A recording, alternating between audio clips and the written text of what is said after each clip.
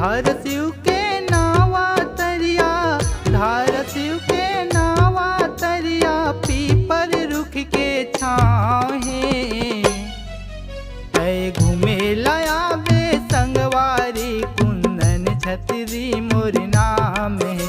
तय घूमे लाया बे संगवारी, कुंदन छतरी मोर नाम है। तोरे गाँव के नावा तरिया, तोरे गाँव के नावा तरिया, पीपर रुख के छाँव है। मैं घूमेला हूँ संगवारी, पूर्णिमा मोर नाम है। मैं घूमेला हूँ संगवारी, पूर्णिमा मोर नाम है।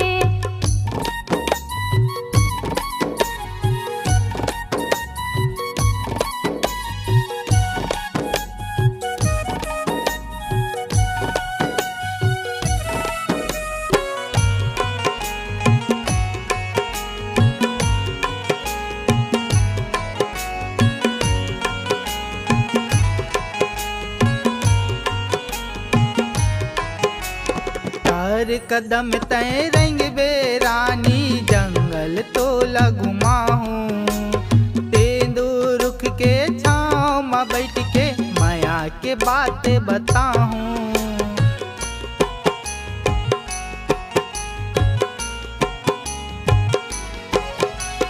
चार कदम तय रंग बेरानी, जंगल तो लगुमा हूँ।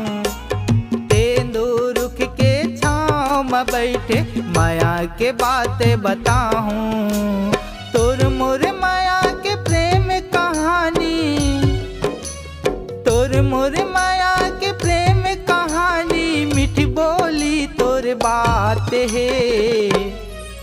तय घूमे लाया बे संगवारी, कुंदन छतरी मोर नाम है। तय घूमे लाया बे संगवारी, कुंदन छतरी मोर नाम है।